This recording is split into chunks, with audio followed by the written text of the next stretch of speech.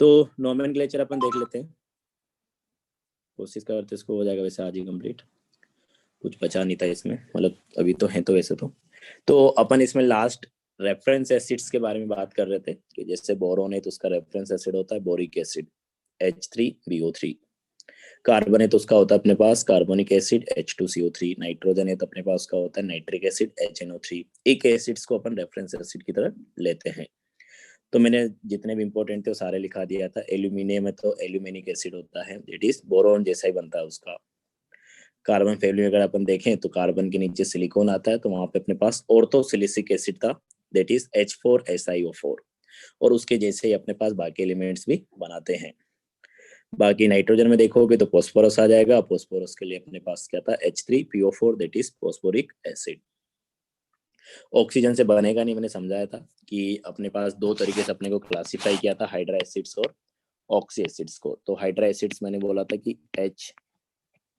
HXEY type के molecule जो भी तुमको दिखेंगे, मतलब वहाँ पे एक एलिमेंट तो हाइड्रोजन रहेगा, दूसरा अदर कोई भी नॉन मेटल हो सकता है, नंबर कुछ भी हो उससे कोई फर्क नहीं पड़ता है।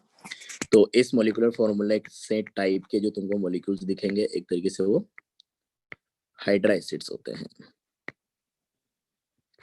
और ऑक्सी एसिड्स के लिए अपने बोला था कि अपने पास हाइड्रोजन रहेगा, वहाँ पे मेटल या नॉन मेटल रहेगा जिसका नंबर कुछ भी हो सकता है, और साथ में अपने पास ऑक्सीजन भी रहेगा। तो जो इस टाइप के मॉलिक्यूल्स तुमको अगर दिखे इस मॉलिक्यूलर फॉर्मूला को फॉलो करते हुए, वो अपने पास क्या आते हैं ऑक्सी एसिड्स।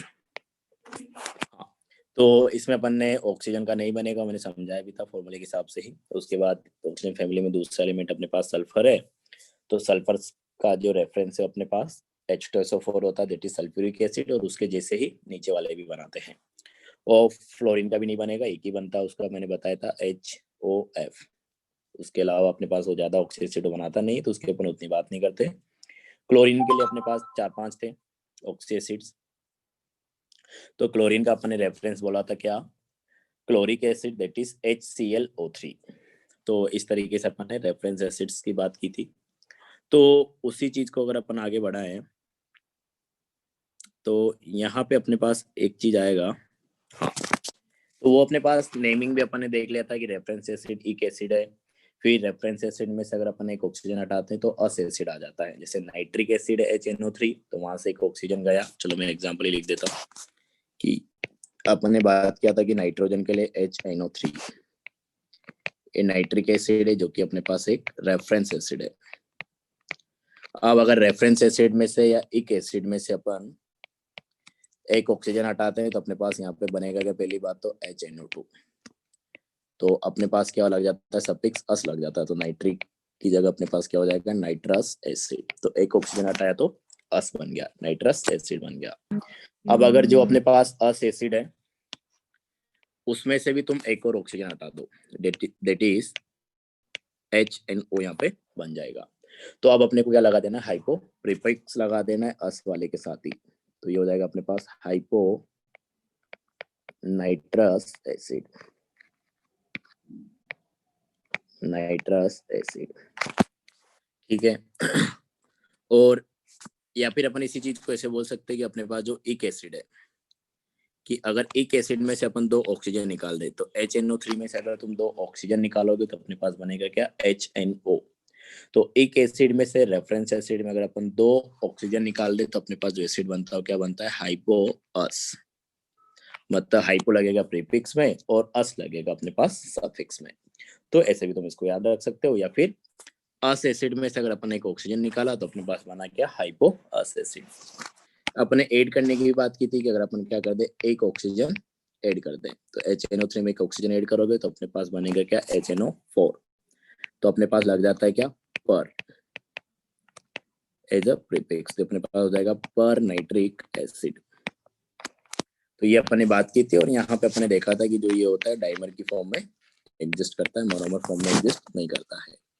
डाइमर मतलब 2 मॉलिक्यूल आपस में कंबाइंड हो जाते हैं, ट्राइमर मतलब 3, टेट्रामर मतलब 4 मॉलिक्यूल्स आपस में कंबाइंड हो जाएंगे। तो ऑक्सी एसिड्स में ही अपने पास एक और क्लासिफिकेशन आएगा, ऑर्थो एसिड्स और मेटा ऑक्सी एसिड्स। तो नेक्स्ट हेडिंग तुम्हारा ऐसा कुछ होना चाहिए कि रूल्स ऑफ, उसी में आगे हेडिंग डालना, rules of ortho and Meta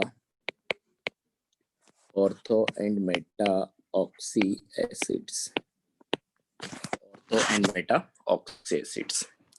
तो देखो इसका क्या मतलब है अपने पास। तो यहाँ पे अपने पास ऐसा है कि अगर अपने पास कोई एसिड है, कोई ऑक्सी एसिड है, तो जैसे अपने पास क्या होगा इसको समझना तुम, कि कोई ऑक्सी एसिड है अपने पास, जैसे मान लो कि क्या है H3PO4, तो ये अपने पास क्या हो गया फॉस्फोरिक एसिड। तो अगर मैं किसी ऑक्सी एसिड के दो मॉलिक्यूल में से एक H2O निकाल दूं, तो अगर इसके दो मॉलिक्यूल की बात करते हैं, एक तरीके से क्या हो जाएगा, मतलब डायमंड नहीं बना रहे, ये याद करने का तरीका है। मतलब जैसे मैंने पहले ही बोला था कि ऐसे कोई स्टैंडर्ड रूल नहीं है, ये अपन ने याद करने के लिए खुद से रूल बना रखे हैं। तो अगर मैं क्या करता हूँ कि कोई भी ऑक्सी एसिड है, जैसे अपन यहाँ पे बात कर रहे हैं किसकी, फॉस्फोरिक एसिड की, तो किसी भी ऑक्सी एसिड के दो मॉलिक्यूल में से अगर अपन एक H2O निकाल दें, तो दो मॉलिक्यूल मतलब क्या हो जाएगा, हाइड्रोजन हो जाएंगे 6, फॉस्फोरस हो जाएंगे 2, ऑक्सीजन हो जाएंगे 8। उसमें से अपने को एक H2O निकालना है, तो एक H2O निकालने का मतलब 2 हाइड्रोजन निकल गए, तो 6 में से 2 हाइड्रोजन चले गए, तो अपने पास कितने बचेंगे, 4 H4। फॉस्फोरस कैसे रहेंगे 2 P2। ऑक्सीजन 8 थे, 8 में से एक ऑक्सीजन चला गया H2O की फॉर्म में, तो अपने पास क्या बचेगा 7। तो अगर किसी भी एसिड के दो मॉलिक्यूल में से अपन, अच्छा ये तो मेटा वाला है ना यार, मैं पायरो एसिड का रूल बता दिया तुमको, रूल्स ऑफ पायरो एसिड, तो पहले ये डाल लो। हाँ, तो अगर अपन ने कि दो मॉलिक्यूल में से एक H2 निकाल दिया, तो जो नया अपने पास एसिड बनेगा, जैसे यहाँ पे क्या बना H4P2O7, तो इसके आगे अपने पास क्या लग जाएगा, पायरो लग जाएगा। जैसे ये क्या था फॉस्फोरिक एसिड, तो जो नया एसिड बना उसके आगे तुमको पायरो। सर ये रेफरेंस एसिड से H2O माइनस होगा ना, फॉस्फोरिक एसिड क्या हुआ, सर ये रेफरेंस एसिड से H2O हटेगा ना सर? नहीं रेफरेंस नहीं, किसी भी एसिड से ऑक्सी एसिड होना चाहिए बस। अभी एग्जांपल लेंगे आगे और भी। जैसे फॉस्फोरिक एसिड के दो मॉलिक्यूल में से एक H2 हटाया तो क्या बन गया, पायरोफॉस्फोरिक एसिड। अगर तुम फॉस्फोरस एसिड में से हटाते तो क्या बन जाता, पायरोफॉस्फोरस एसिड। Okay sir. हाँ, तो ऐसा कुछ है।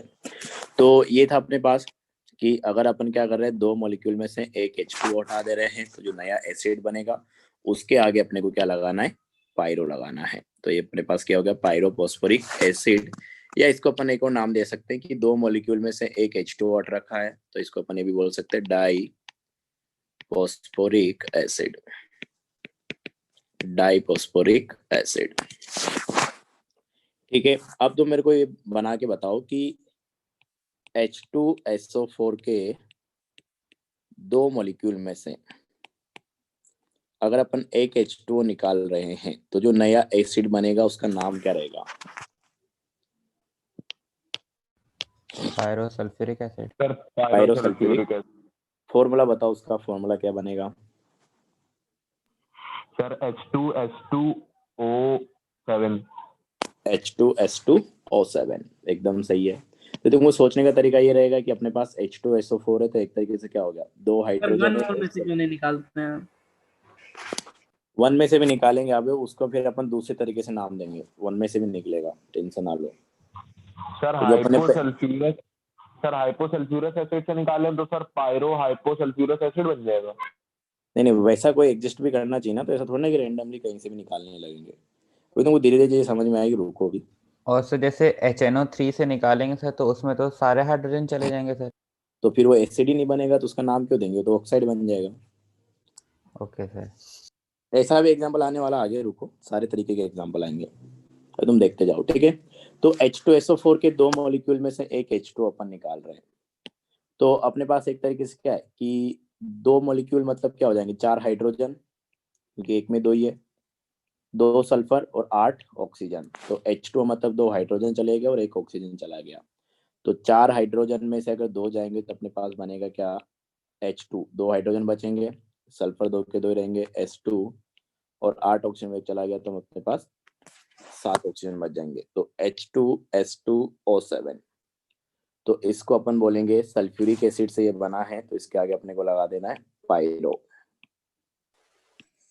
Sulphuric acid. तो ये अपने पास बन जाएगा क्या, pyro sulphuric acid, sir disulphuric acid.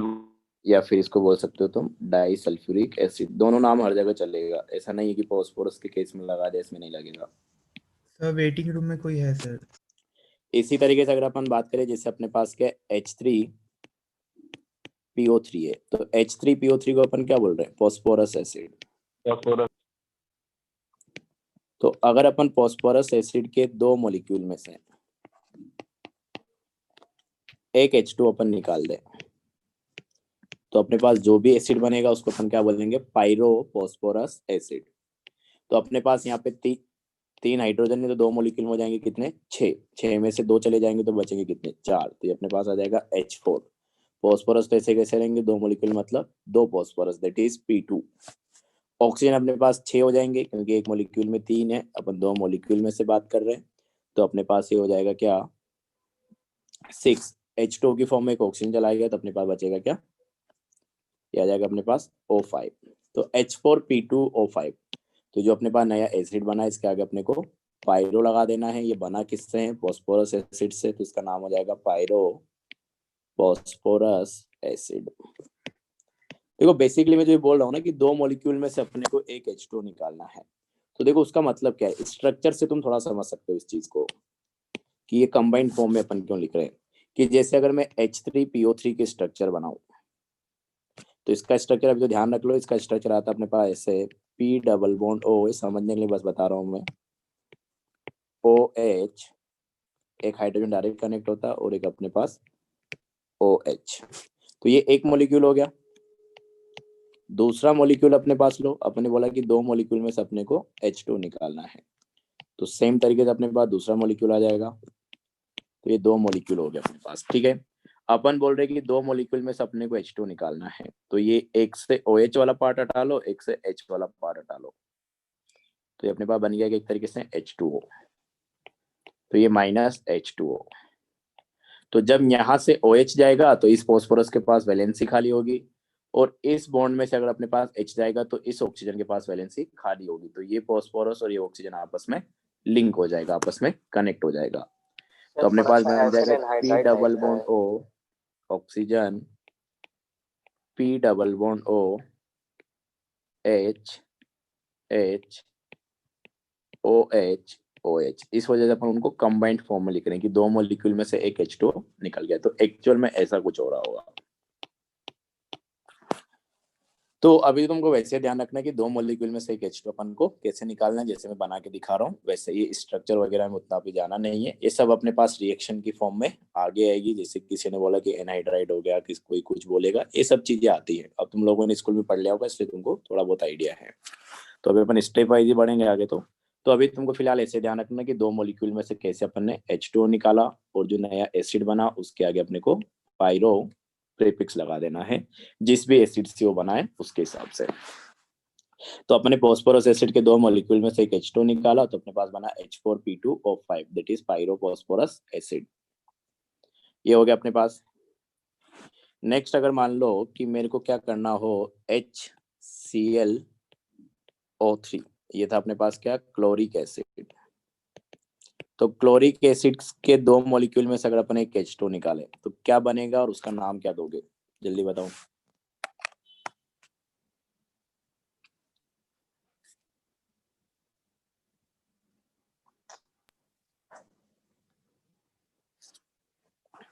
अरे आ रहा है, सर ऑक्साइड बन जाएगा सर ये तो।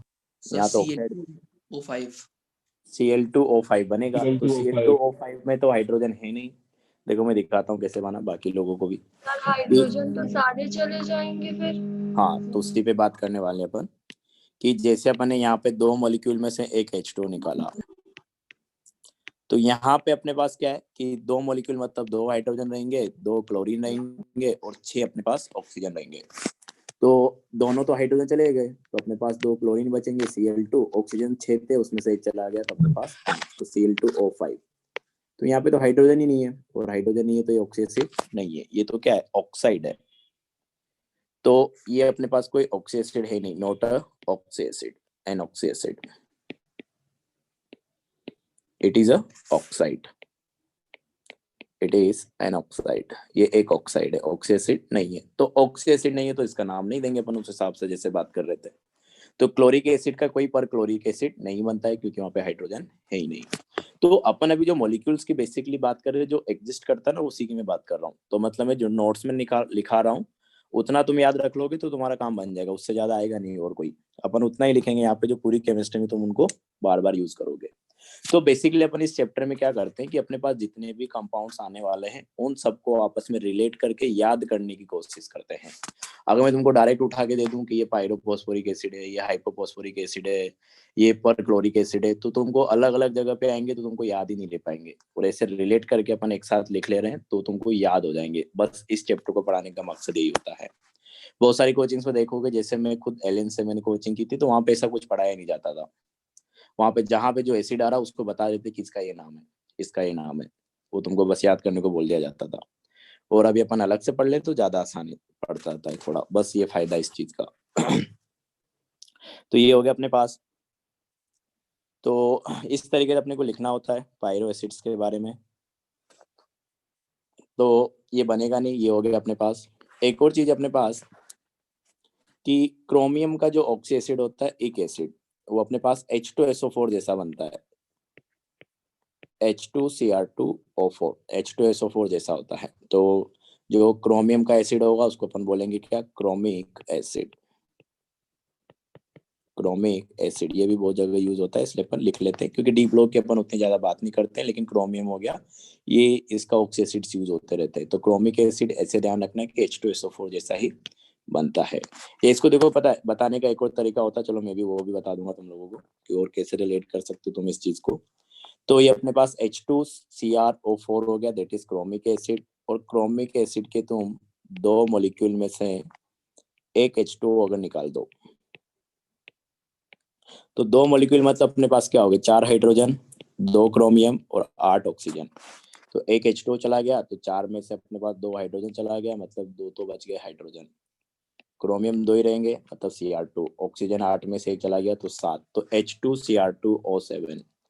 ये अपने पास होता है पायरोक्रोमिक एसिड या डाइक्रोमिक एसिड। ये भी यूज होता रहता है तो इसकी भी अपने को बात कर ली, या फिर इसको अपन बोल सकते हैं डाइक्रोमिक एसिड। तो ये हो गया अपने पास। तो इतने काफी हैं। तो ये अपने पास हो गया पायरो एसिड, अपने को किस तरीके से लिखना है। तो ये 4-5 एसिड लिखा है, ये तुम्हारे पास बार बार यूज होंगे, ये तुमको बेसिकली याद भी रखना है। तो इस तरीके से रिलेट करके याद करोगे तो इजीली याद हो जाएगा। बस इस चैप्टर को पढ़ाने का मकसद ये होता है। अब इसी में अगर अपन देखें, एक और लिखना तुम,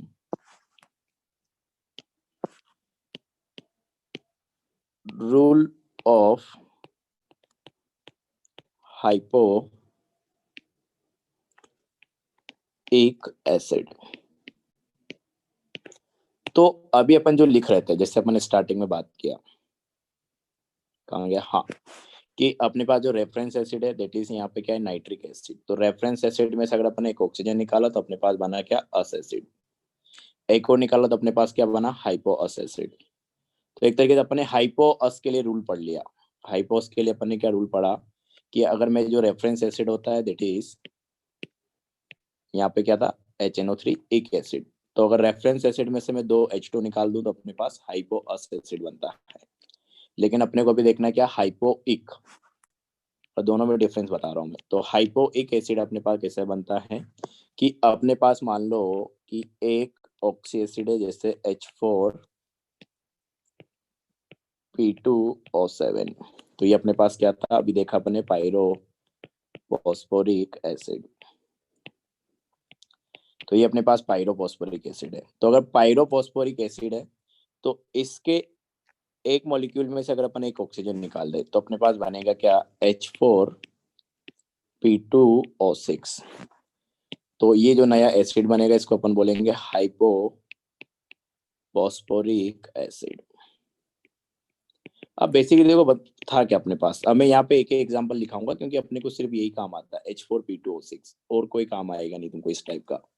तो या तो मैं तुमको डायरेक्ट याद करवा देता या मैंने थोड़ा सा रिलेट करके बता दिया कि अपने पास जैसे अपन क्या करें, तो जो रेफरेंस एसिड था नॉर्मल एक एसिड, उसमें से 2 ऑक्सीजन निकाला तो हाइपोस बना, और यहाँ से अपन ने जो पायरोफॉस्फोरिक एसिड था उसमें से एक ऑक्सीजन निकाला तो अपने पास हाइपोफॉस्फोरिक एसिड बन गया। तो ये तुमको H4P2O6 ये अपने पास क्या होता है, हाइपोफॉस्फोरिक एसिड। तो इसमें और एसिड आएंगे नहीं, तो सिर्फ अपन इसी की बात कर रहे हैं। तो ये हो गया अपने पास। एक और था अपने पास, अगला रूल जो है सर एक लगाया सर, हाइपोफॉस्फोरस एसिड नहीं बनता क्या चीज, सर? ऊपर आपने सर हाइपो एक एसिड लगाया ना, तो मतलब हाइपोफॉस्फोरस एसिड नहीं बनता? नहीं नहीं वैसा कुछ आएगा नहीं। Rules of ortho and Meta oxy acids, ortho and Meta oxy acids. तो ये ऑर्गेनिक में जो बेंजीन पे बनता है वैसा नहीं है, एसिड्स के लिए बात हो रहा है। वो तो पोजीशन के हिसाब से अपन लिखते हैं कि ऑर्थो मेटा पेरा पोजीशन हो गई। तो यहाँ पे अपने पास ऑर्थो एसिड्स और मेटा एसिड्स कैसे बनेंगे इसकी अपने को बात करनी है। तो देखो यहाँ पे अपन क्या बोलते हैं कि जैसे अपने पास क्या था, H3PO4 ही था, H3PO4, तो ये अपने पास क्या है, फॉस्फोरिक एसिड है, फॉस्फोरिक एसिड है, ठीक है। इसको कहीं कहीं पे तुम देखोगे ऑर्थोफॉस्फोरिक एसिड भी लिखा होता है ये। तो बेसिकली अपन बोलना क्या चाह रहे हैं कि अपने पास अगर जैसे अपन वहां पे 2 मॉलिक्यूल्स की बात कर रहे थे, यहाँ पे अपने को बात करना एक मॉलिक्यूल में की, कि अगर अपने पास कोई एसिड है, कोई ऑक्सी एसिड है, उस ऑक्सी एसिड के एक मॉलिक्यूल में से अगर अपन H2O निकाल दे, तो एक मॉलिक्यूल में से एक H2O निकालने के बाद अगर ऑक्सी एसिड बन रहा है, एसिड बन रहा है, तो वो जो नया एसिड बनेगा उसके नाम के आगे अपन क्या लगाएंगे, मेटा लगाएंगे। जैसे H3PO4 में से अगर अपने पास एक H2O चला गया तो 3 हाइड्रोजन में से 2 हाइड्रोजन चला गया तो बचेगा अपने पास 1 हाइड्रोजन, और अपने पास बचेगा फॉस्फोरस, और 4 ऑक्सीजन में से 1 चला गया तो अपने पास 3, दैट इज HPO3। तो HPO3 देख सकते हो, हाइड्रोजन भी है, नॉन मेटल भी है, ऑक्सीजन भी है, मतलब अपने पास क्या है, एक ऑक्सी एसिड है।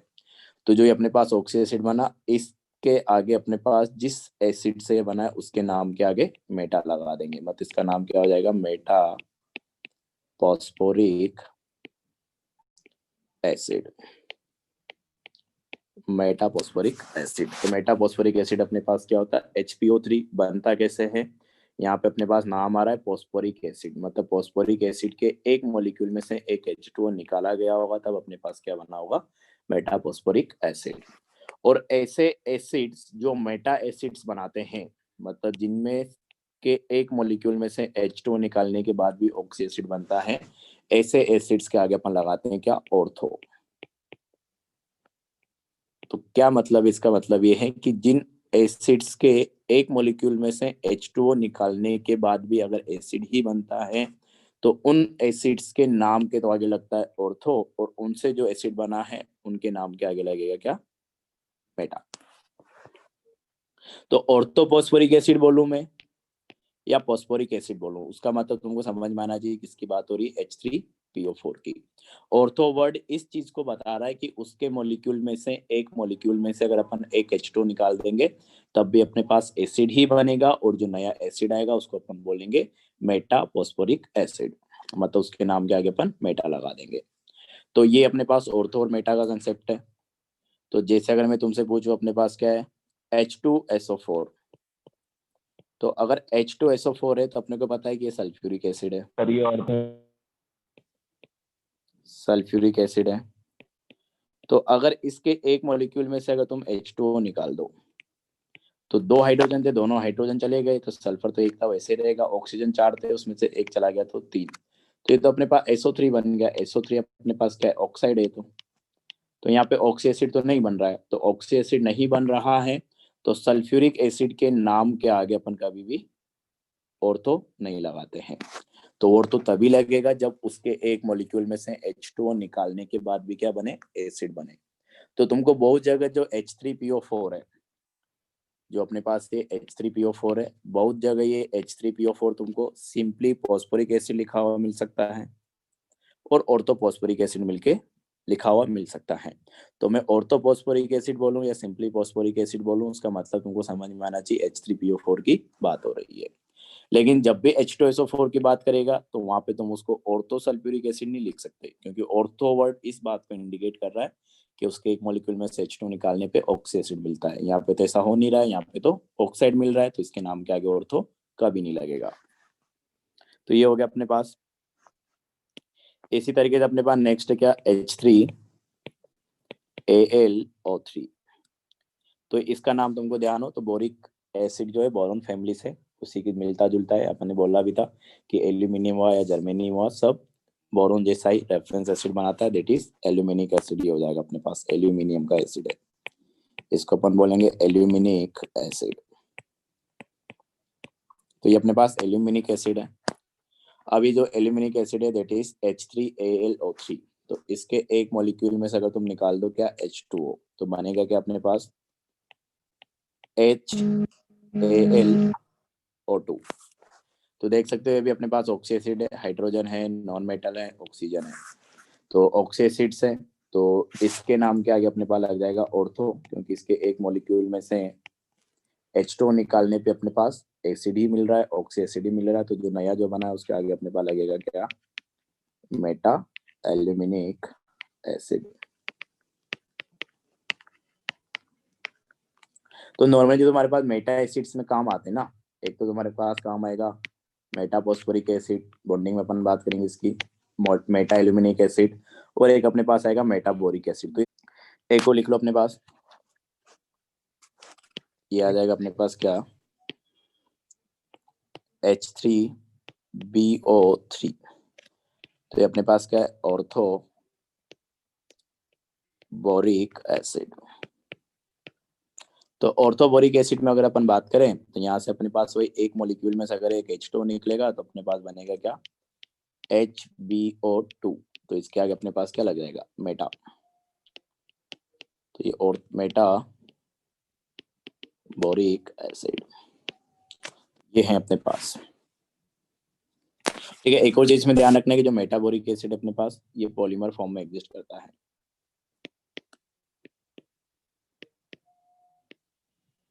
पॉलीमर बनाता है, मतलब काफी सारे मॉलिक्यूल्स आपस में कंबाइंड होके रहेंगे। बॉन्डिंग मतलब बॉन्ड कैसे बन रहा है इसकी बात तो बॉन्डिंग में होगी। वहां पे भी अपन पढ़ते हैं मल्टी सेंटर स्पीसीज। तो मल्टी सेंटर स्पीसीज में यहाँ पे जो अपन देख रहे हैं ना, जिसमें एक से ज्यादा सेंट्रल एटम है, जैसे अपने पास पाइरोफॉस्फोरिक एसिड था H4P2O7, वहां पे 2 फॉस्फोरस आ गया तो 2 सेंट्रल एटम आ गए। इसी तरीके से अपने पास जहाँ पे भी 2 या 2 से ज्यादा सेंट्रल एटम होते हैं उनको अपन बोलते हैं पॉलीसेंट्रिक स्पीसीज। उनको भी अपन अलग से हेडिंग डाल के वहाँ पे डिस्कस करते हैं। तो यहाँ पे जितने भी अपन ये मॉलिक्यूल्स देख रहे हैं जिनमें एक से ज्यादा सेंटर है, सेंट्रल एटम एक से ज्यादा है, इन सब का स्ट्रक्चर अपन बॉन्डिंग में बनाएंगे अलग टॉपिक डाल के। तो स्ट्रक्चर वगैरह बात करेंगे इसकी। तो फिलहाल तो बस ध्यान रख लें ताकि चीजें वहाँ पे भी याद करनी, यहाँ पे भी याद करनी, तो पहले याद कर लोगे तो एकदम से वहाँ पे सारी चीजें नहीं आएगी। तो ये H3BO2 जो होता है अपने पास पॉलीमर की फॉर्म में एग्जिस्ट करता है, दैट इज HbO2 का होल n। हाँ बोलो सर, इस टॉपिक का कोई मॉड्यूल है क्या अलग से? हाँ हाँ मॉड्यूल भेज देंगे तुमको। ओके सर, यही पूछना था, थैंक यू। तो ये हो गया अपने पास।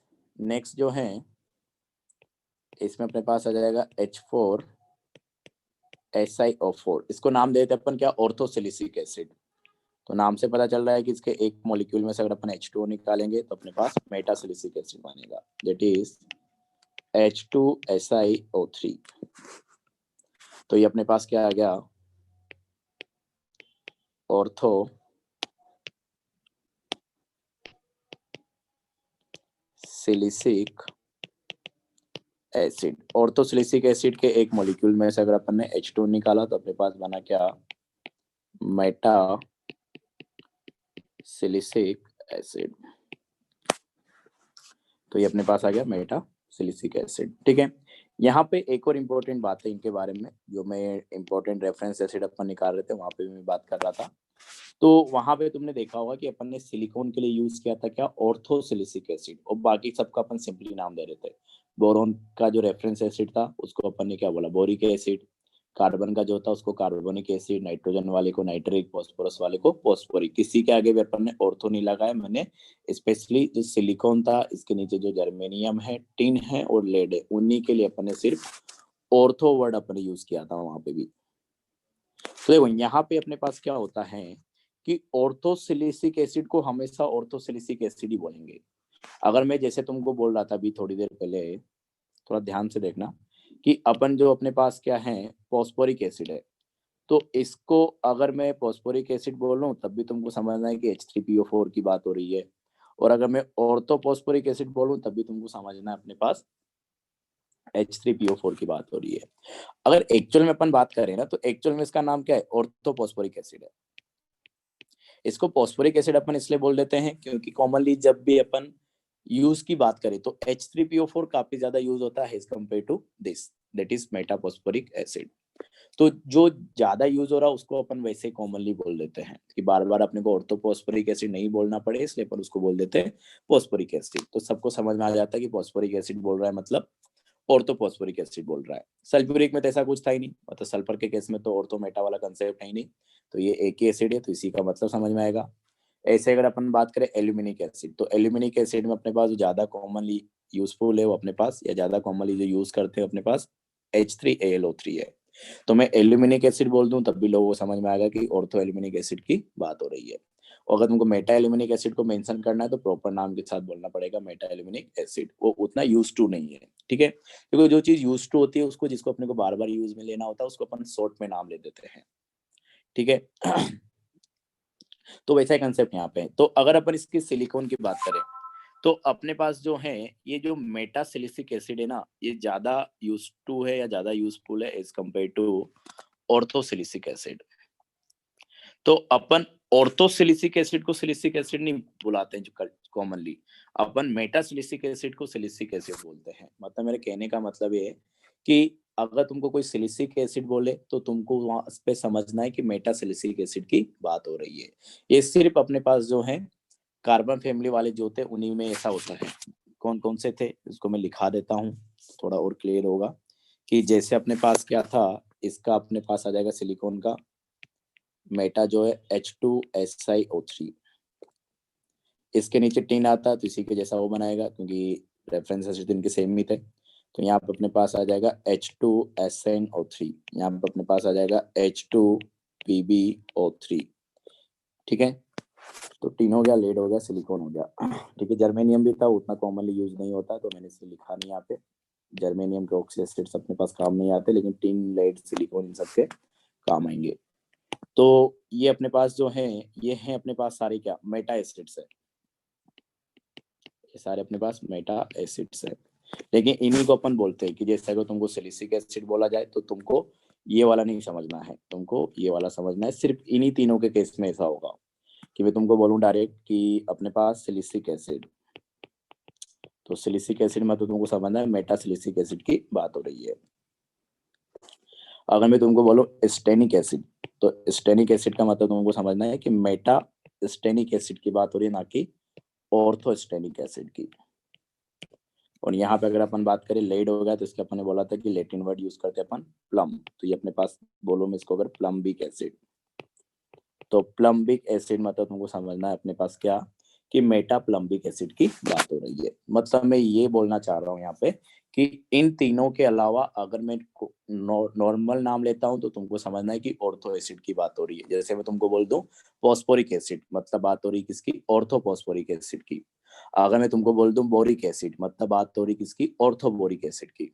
अगर मैं तुमको बोल दूं एल्यूमिनिक एसिड, मतलब तुम्हारे पास बात हो रही है ऑर्थो एल्यूमिनिक एसिड। अगर मैं तुमको बोल दूं क्रोमिक एसिड, मतलब बात हो रही किसकी, ऑर्थो क्रोमिक एसिड की। वैसे वहां पे H2CrO4 था तो वहां पे बनेगा ही नहीं मेटा, तो उसको अपन क्रोमिक एसिड ही बोलेंगे। लेकिन इन तीनों के केस में जो मेटा वाली फॉर्म है उसको अपन कॉमनली बुलाते हैं नॉर्मल नाम से, कि मेटा सिलिसिक एसिड को अपन सिलिसिक एसिड बोलेंगे, मेटा स्टेनिक एसिड को स्टेनिक एसिड बोलेंगे, मेटा प्लम्बिक एसिड को प्लम्बिक एसिड बोलेंगे। ऑर्थो वाले का हमेशा पूरा नाम लिया जाएगा, ortho silicic acid, ortho plumbic acid, ortho stannic acid. उनको अपन सिलिसिक, स्टेनिक या प्लम्बिक नहीं बोलते, वो मेटा वाले को बोलते हैं। तो ये थोड़ा सा तुमको ध्यान रखना है, कंफ्यूजिंग है लेकिन जैसा यूजफुल होता है उसके हिसाब से अपन इनका नाम रख देते हैं। तो ऐसा कुछ है ये। तो ये थोड़ा तुमको ध्यान देना पड़ेगा इस चीज में कि इन तीनों के अलावा अगर मैं नॉर्मल नाम ले रहा हूँ मतलब ऑर्थो फॉर्म की बात हो रही है, लेकिन इन तीनों में अगर मैं नॉर्मल नाम ले रहा हूँ तो अपने पास मेटा फॉर्म की बात हो रही है। तो ये था अपने पास तो ये अपन डिस्कस कर लिया किसके बारे में, ऑर्थो और मेटा एसिड्स के बारे में। तो इतने ही अपने पास कॉमनली यूज होते हैं, तो इतने ही अपन सिर्फ बात कर रहे हैं। तो ये अपने पास बात हो गया। नेक्स्ट अपने पास एसिड्स में एक और रूल आएगा अपने पास, जो कि क्या रहेगा, थायो एसिड्स के बारे में। तो रूल 4 या रूल ऑफ थायो एसिड्स। तो यहाँ पे अगर अपन देखें तो थायो एसिड या थायो कंपाउंड बनाने का एक छोटा सा रूल है अपने पास, वो तुमको ध्यान रखना है। जिससे क्या कि अगर अपने पास H2SO4 है तो इसका नाम है अपने पास क्या, सल्फ्यूरिक एसिड। तो अगर मैं किसी भी मॉलिक्यूल से, कोई भी हो, ऑक्सी एसिड हो या नॉर्मल मॉलिक्यूल हो, नॉर्मल के भी अपन एग्जांपल लेंगे यहाँ पे जिनको अपन यूज करते रहेंगे, उनके बारे में बात करेंगे। तो अपने पास ऑक्सी एसिड या कोई भी सब्सटेंस है, अगर उसमें से मैं एक ऑक्सीजन निकाल के ऑक्सीजन की जगह रख दूं क्या, सल्फर, मतलब अगर मैं ऑक्सीजन को सल्फर से रिप्लेस करा देता हूँ तो जो अपने पास नया स्पीसीज आएगा उसके नाम के आगे थायो लग जाएगा। जैसे यहाँ पे अपन ने ऑक्सीजन हटा के सल्फर रखा, तो ऑक्सीजन अपने पास क्या था, 4, सल्फर कितना है, 1। अब अपन एक ऑक्सीजन हटा के उसकी जगह सल्फर रख रहे हैं, तो ऑक्सीजन हो जाएगा 3, सल्फर हो जाएंगे अपने पास 2। तो अपने पास से बन जाएगा H2S2O3। तो जो अपने पास ये बना है H2S2O3, इसका नाम अपने पास हो जाएगा क्या, थायो सल्फ्यूरिक एसिड। आगे अपन ने क्या लगा दिया, थायो वर्ड। तो ये कॉमनली बहुत ज्यादा यूज होता है H2S2O3, तो ध्यान रखना है थायो सल्फ्यूरिक एसिड है ये। क्या बन गया कि H2S2O3 मतलब थायो सल्फ्यूरिक एसिड। ऐसे और भी अपने पास कंपाउंड्स आते हैं, देखो कि CO, इसको अपन नॉर्मली बोलते हैं कार्बन मोनोऑक्साइड, या इसका एक और नाम होता है अपने पास कार्बोनिल।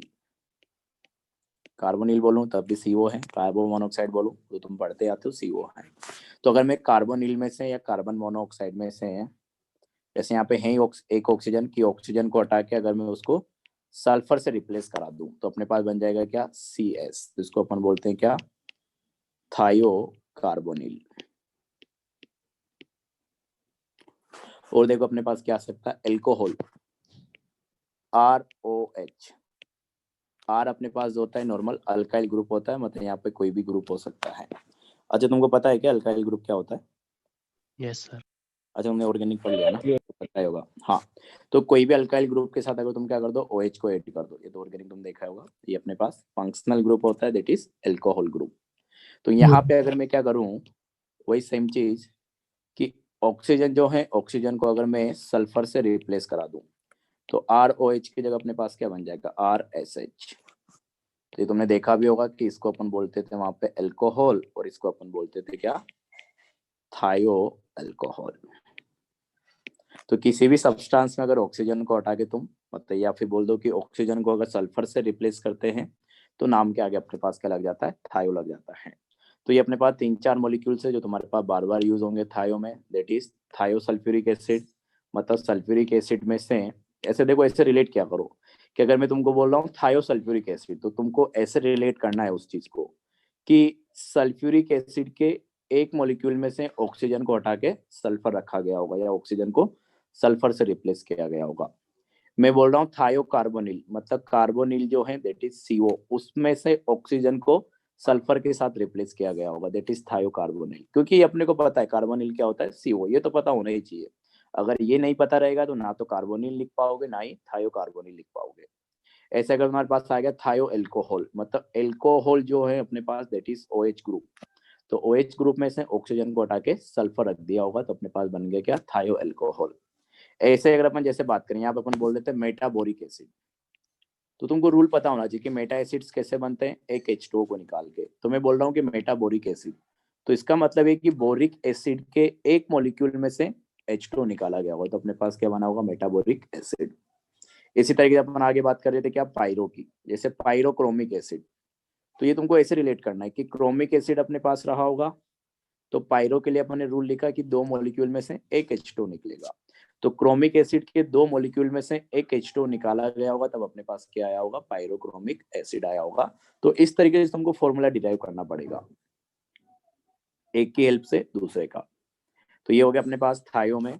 यहाँ पे 2 एसिड से जो तुमको डायरेक्ट याद रखने पड़ेंगे, क्योंकि अपने पास थायो एसिड्स का ना 2 सीरीज चलती है, मतलब 2 सीरीज, मतलब वहाँ पे काफी सारे मॉलिक्यूल्स बनते हैं जो एक जनरल फॉर्मूला को फॉलो करते हैं, लेकिन अपन उतना यूज नहीं करते हैं। वैसे ये 2 जो मैं लिख रहा हूँ ये भी कहीं यूज नहीं होंगे, लेकिन अपनी सीट वगैरह में इनसे रिलेटेड क्वेश्चन होंगे, इसलिए मैं तुमको लिखवा दे रहा हूँ। ये पता यूज के हिसाब से आगे कहीं आएंगे नहीं ये लोग।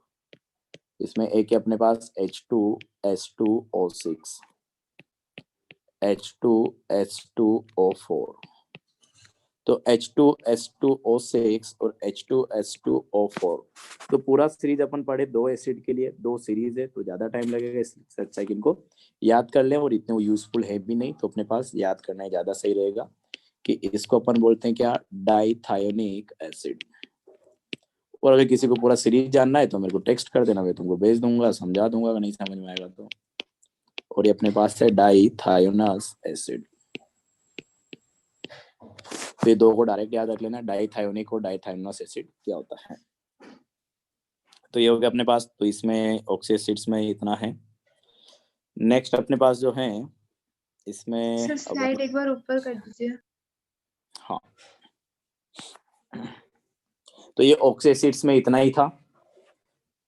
अब अपन आगे आयंस के बारे में बात करेंगे, तो जल्दी लिखो इसको, कैटाइन, एनाइन, फिर आयनिक कंपाउंड का नेमिंग और हो फिर गया कोवलेंट सर। कंपाउंड्स का नेमिंग। हाँ, तो नेक्स्ट लिखना। अच्छा, इसमें एक और चीज मैं बता रहा था, क्या था वो, बीच में आया था ना अपने पास क्रोमिक एसिड से रिलेटेड, वो भी देख लो। कि जैसे मैंने बोला था कि क्रोमिक एसिड अपने पास बनता है तो H2SO4 जैसा बनता है। तो देखो डी ब्लॉक में जो अपने पास, ऐसे तो हम इसको अपन कैसे कभी ऐसे रिलेट करके बता देते हैं कि क्रोमियम अगर देखोगे तो अपने पास ग्रुप नंबर 6 में आता है। तो ग्रुप नंबर 6 के जो एटम्स होते हैं ना बेसिकली, वो अपने पास ग्रुप 16 में जो रेफरेंस है दैट इज सल्फर। तो सल्फर का जो रेफरेंस एसिड है उसी के जैसे एसिड बनाते हैं रेफरेंस वाइज। जैसे यहाँ पे अपने पास H2SO4 था, सल्फर के हिसाब से अपन क्या बना रहे थे, रेफरेंस बना रहे थे। और जैसा सल्फर का था वैसे सेलेनियम का था, टेलुरियम का था, पोलोनियम का था। मतलब H2SO4 सल्फर के लिए हो गया, H2SeO4 सेलेनियम के हो गया, H2TeO4 टेलुरियम के लिए हो गया, और पोलोनियम तो रेडियो एक्टिव था, उसके अपन बात नहीं कर रहे थे। तो जैसे यहाँ पे H2SO4 बन रहा है वैसे यहाँ पे क्रोमियम बनाएगा H2Cr2O4।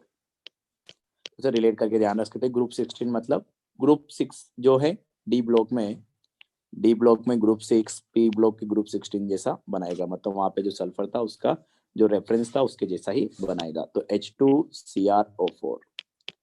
क्रोमियम के नीचे आता है मोलिब्डेनम, तो बनाता है H2MoO4। तो वैसे काम नहीं आएगा मोलिब्डेनिक एसिड या टंगस्टेनिक एसिड।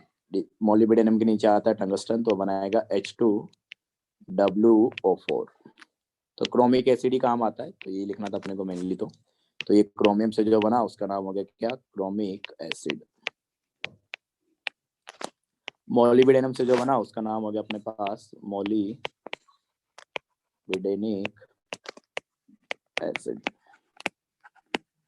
और टंगस्टन से जो बना हो जाएगा अपने पास टंगस्टेनिक एसिड।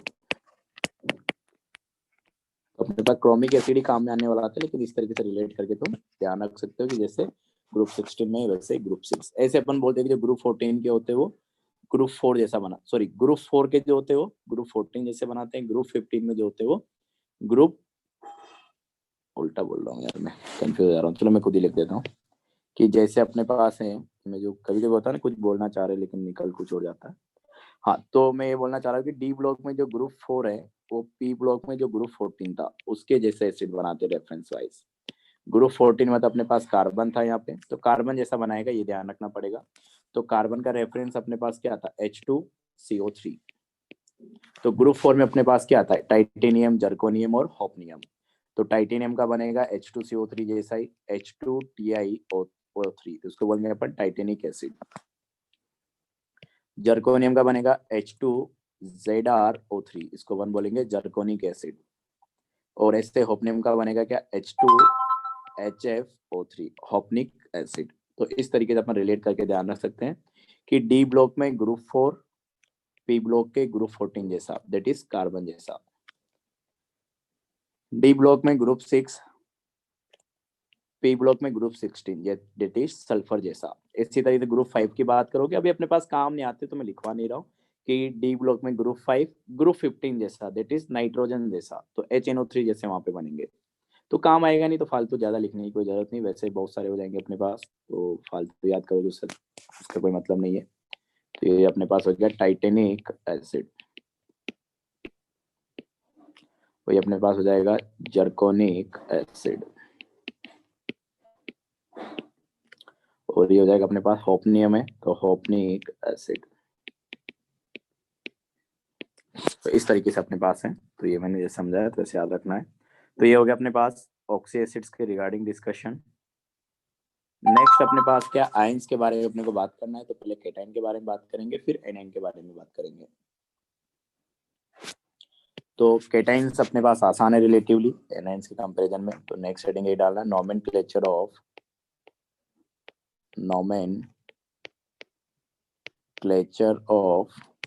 आयंस, आयंस का नेमिंग।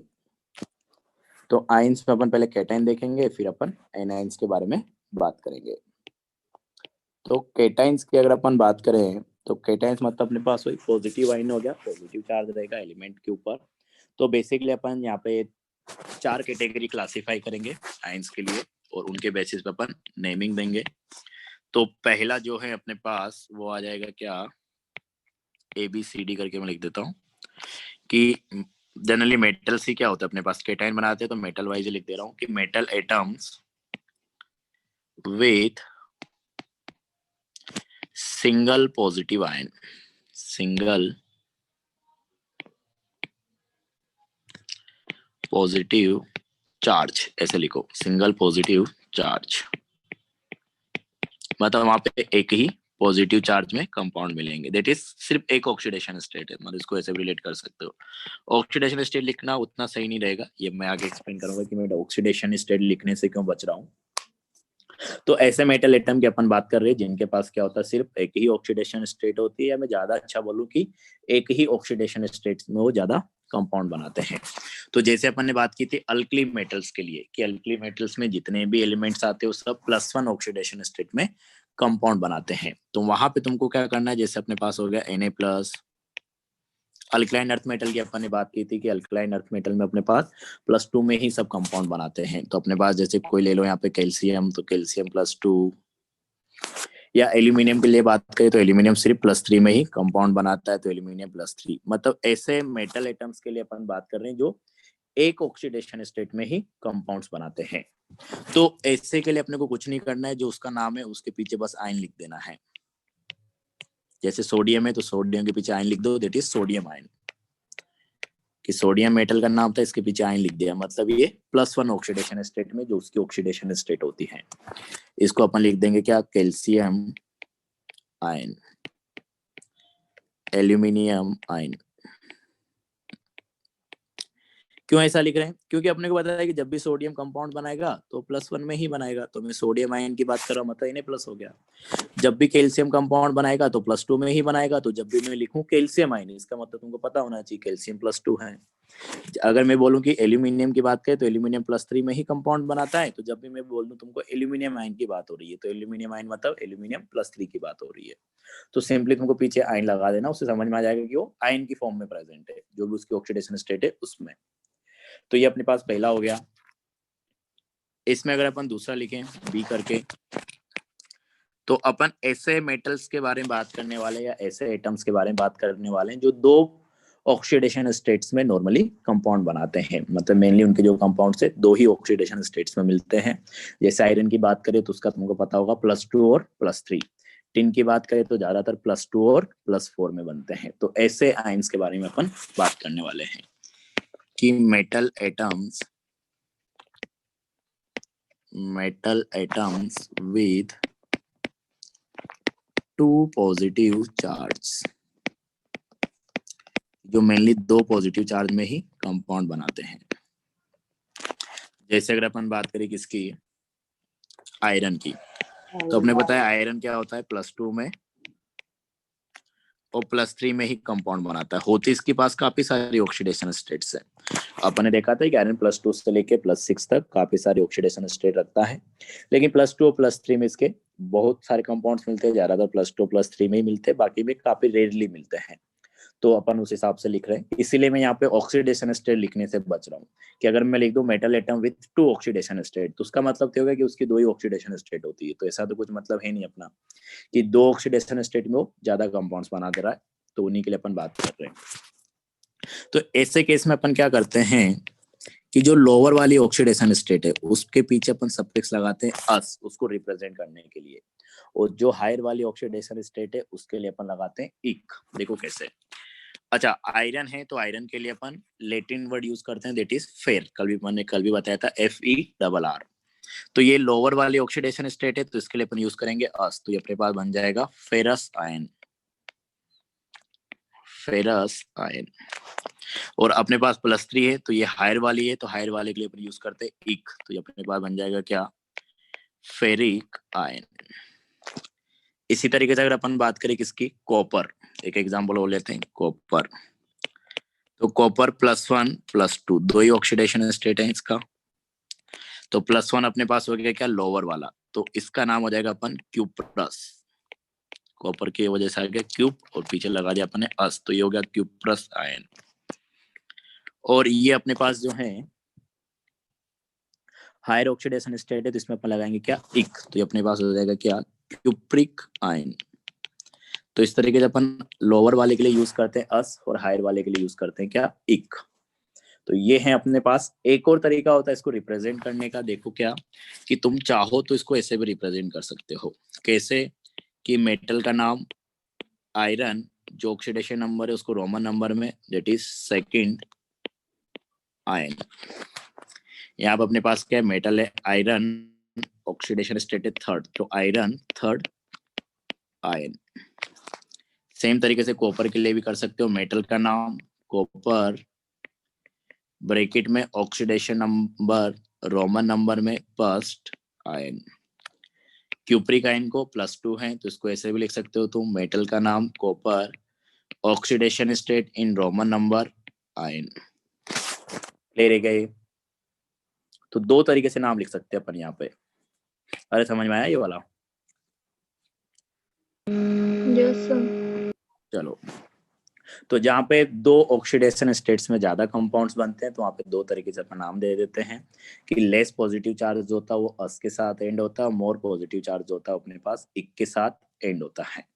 और दूसरा तरीका अपने पास है कि मेटल के नाम के पीछे अपन रोमन नंबर में उसका ऑक्सीडेशन स्टेट लिखेंगे और पीछे आयन लगा देंगे, ठीक है। तो ये हो गया अपने पास। इसमें अगर अपन और एग्जांपल देखें तो देखो यहाँ पे क्या सकते हैं, मैं इसका प्रॉपर तुमको लिखवा देता हूँ। चलो इस वाले केस में तो लिखवा देता हूँ, जरा सही रहेगा कि इफ, यहाँ पे 2 मेथड अपन लगा दी कि if metal shows 2 positive charge in their compounds, 2 positive charge in their compound,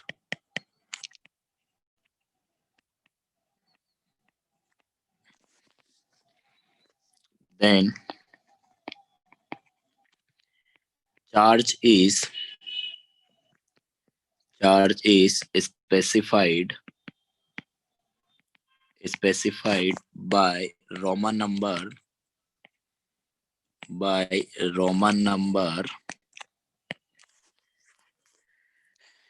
ठीक है, Roman number after the name of metal, after name of metal, कि मेटल के नाम के पीछे रोमन नंबर में उसका चार्ज लिख दिया जाता है। जैसे आयरन +2 +3 में था, तो अपन ने लिखा कि iron 2nd, iron 3rd ion. Copper +1 में था तो कॉपर +1 आयन, कॉपर +2 आयन। क्योंकि जैसे अपन ऊपर वाले के लिए बात करें तो यहाँ पे तो एक ही ऑक्सीडेशन स्टेट थी, तो यहाँ पे अगर एक ही ऑक्सीडेशन स्टेट थी तो यहाँ पे तो मेंशन करने की जरूरत नहीं है, क्योंकि अपने को पता है जब भी, जैसे मैं पहले भी बोल रहा था कि सोडियम है तो +1 में ही रहेगा, कैल्शियम है तो हमेशा +2 में ही रहेगा, अगर एल्यूमिनियम है तो हमेशा +3 में ही रहेगा, क्योंकि उनका तो एक है, तो वहाँ पे मेंशन करने की जरूरत नहीं है। लेकिन यहाँ पे 2 हैं तो फिर मेंशन करने की जरूरत पड़ेगी, इसलिए अपन मेटल का नाम पीछे ऑक्सीडेशन नंबर रोमन नंबर में और आयन ऐसा लिख दे रहे हैं। और एक और नॉमेनक्लेचर यहाँ पे यूज किया अपन ने, जहाँ पे 2 है तो अस और इक, तो इसको भी लिख लेते हैं। सर ये कि- बाकी ऑक्सीडेशन स्टेट्स पे नहीं एक्सटेंड कर सकते, जैसे आयरन 6 का कर दें, आयरन मतलब Fe2 मतलब नहीं 6 नहीं, प्लस। अच्छा अरे वही तो मैं बोला ना कि +2 और +3 में ही कंपाउंड मिलेंगे, तो 2 और 3 के लिए ऐसा लिखते हैं पर ज्यादातर कंपाउंड उसके 2 और 3 में मिलते हैं। हाँ तो वो भी लिख लेते हैं अपन। अल्टरनेटिवली, अल्टरनेट मेथड क्या है कि alternatively the less positive charge, the less positive charge, less positive charge ends with us, and the more positive charge, and the more positive charge, more positive charge, more positive charge ends with इक। एक अपन ऐसा भी notation दे सकते हैं इनको, अस और इक। Sir इसमें मरकरी भी तो इंक्लूड कर सकते हैं इसके एग्जांपल्स में। हाँ वो भी लिख लो, बिल्कुल लिख सकते हैं, वो भी लिख देते हैं। एग्जाम्पल तो काफी सारे आ सकते हैं, चलो मरकरी वाला भी लिख लो कि अपने पास Hg है +2 में है। अच्छा Hg+1 की अपन पहले बात कर चुके कि Hg+1 डायरेक्ट कुछ नहीं होता है, Hg2+2 ऐसे होता है, इस पे अपन बात कर चुके हैं तो दोबारा बात नहीं कर रहा हूँ कि ऐसा क्यों है, क्या है, क्या क्या इसमें बातें थी वो भी अपन देख चुके हैं। तो ये अपने पास हायर ऑक्सीडेशन स्टेट में है, दैट इज +2, और यहाँ पे पर एटम निकालोगे तो अपने पास क्या आएगी +1, तो ये लोअर हो गई। तो हायर वाले के लिए अपन क्या यूज करते हैं, अस, तो इसको अपन बोलेंगे क्या, मर्क्यूरिक आयन। और ये लोअर वाला है, पर एटम यहाँ पे +1 है तो इसको अपन बोलेंगे मर्क्यूरस आयन। या फिर दूसरा है कि मरकरी, मेटल का नाम, second ion, oxidation state Roman number में, और यहाँ पे +1 है तो पर एटम देखेंगे अपन, यहाँ पे तुमको चार्ज भले +2 दिख रहा है लेकिन एक एटम पे तो +1 ही है। इसका स्ट्रक्चर तुमको ध्यान हो तो मैंने बताया भी था कि Hg+2 जो है, 2 एटम है अपने पास Hg+, उन दोनों के बीच अपने पास सिंगल कोवलेंट बॉन्ड है, तो इसको अपन ये भी लिख सकते हैं mercury oxidation state Roman number में फर्स्ट आयन, तो मरकरी फर्स्ट आयन ऐसे भी अपन इसको लिख सकते हैं। तो ये हो गया अपने पास। टिन के लिए लिख सकते हो तुम, वो भी लिख लो, वो भी काम आ जाता है। लेड के लिए लिख सकते हो, ऐसे तो बहुत सारे आ जाएंगे। तो चलो मैं तुमको एग्जांपल देता हूँ, तुम लिख लेना इनको कि Sn+2 है, Sn+4 है, इसी में इनके ज्यादा कंपाउंड्स मिलते हैं। तो यहाँ पे भी वही अपन क्या बोलते हैं, वो लैटिन वर्ड यूज करते हैं, तो इसको अपन लिखेंगे स्टेनस, लोअर में है तो अस, स्टेनस आयन, और इसको अपन लिखेंगे क्या, स्टेनिक इक आयन। या फिर वैसे चाहो तो मेटल का नाम tin, oxidation state Roman number में सेकंड आयन, यहाँ पे 4 है तो टिन 4 आयन। तो ये हो गया अपने पास एक एग्जांपल। नेक्स्ट इसमें लेड वाला भी लिख ही लो, जब लिख ही रहे तो सारे, क्योंकि लेड वाला भी काम आ जाता है कभी कभी। Pb+2 एंड Pb+4, इसके लिए भी लैटिन वर्ड यूज करते हैं प्लम करके, तो इसको अपन बोलेंगे प्लम्बस आयन, और इसको अपन बोलेंगे प्लम्बिक आयन। या फिर वही अपने पास लेड सेकेंड आयन, इसको अपने पास लेड 4 आयन। तो इस तरीके से अपन लिख सकते हैं। सर थोड़ा सा नीचे कर दीजिए।